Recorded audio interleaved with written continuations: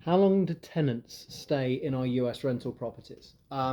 Well, it varies. I'd recently did a short video on this because there's been some interesting trends in the market. Certainly, we're noticing with our own portfolio and those of clients as well. So I've been investing in the US real estate market for 10 years. We had at one point 120 rental properties, which we owned and managed ourselves. And I've definitely noticed some changes in the rental market and how long tenants are staying.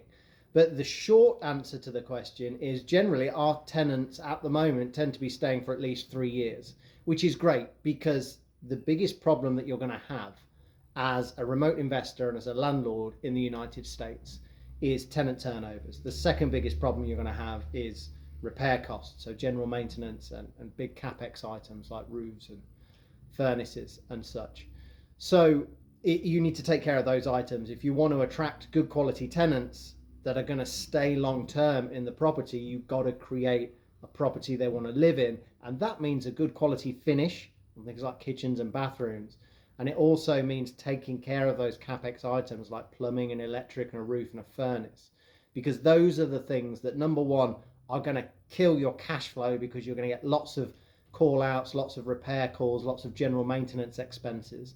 But also that's the thing that's going to drive your tenants away to go look for a better house to live in. So first things first, you have to get the fundamentals right. You have to be buying the right kind of property, so 3+ bedrooms, 2+ bathrooms in quiet, peaceful suburban neighborhoods. That's where families and older couples, who are the people you want to rent to, live, or they want to live. But then you've got to focus on, is that roof going to be leaking? Is the plumbing old? Is that going to be leaking? Is it going to have electrical problems?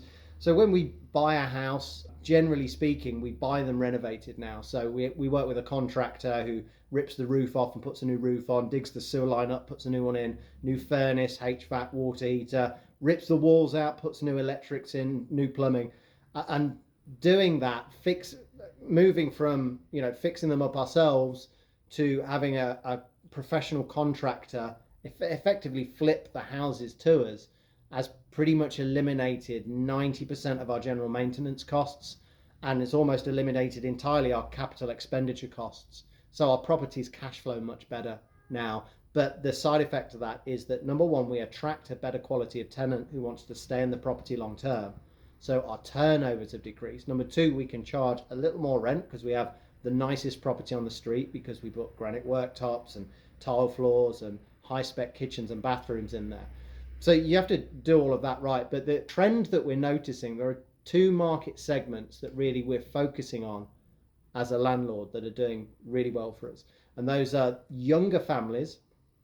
And there's a lot of noise about sort of Gen Z at the moment, and the fact that many of them, over 50%, believe they'll never own a home. And their mindset seems to be that they're good with renting.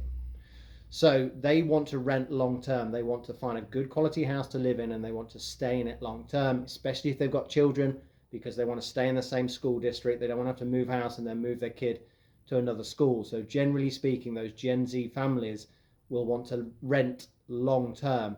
And then also what we're finding is something that I've seen called the silver tsunami, which is where we're seeing older couples who have the majority of the wealth in their primary residence. So they may have 401ks, pensions that they've saved up and have a few $100,000 in there.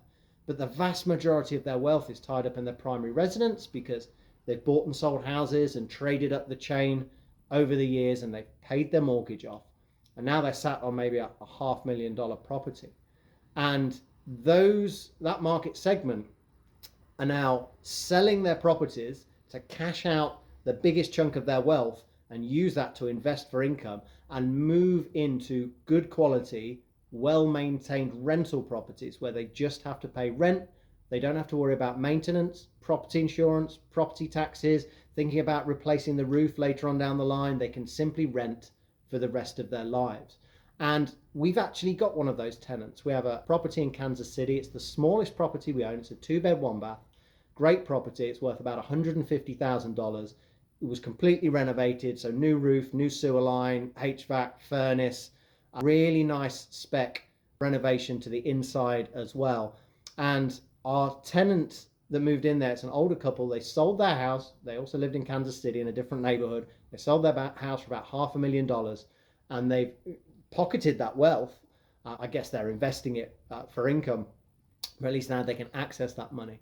They're paying us $1,350 a month in rent, and they want to stay in that property forever, which is amazing for us as a landlord, because again, going back to the first thing I said here, is that the biggest problem you're going to have as a landlord are tenant turnovers and repairs. So we future-proof the house. We've got the roof's good for 25 years. The furnace is good for 20 years. It's got brand new plumbing and electrics in there. We're not going to have to spend money on that. They look after the house really well because it's their forever home. They're always on time with the rent.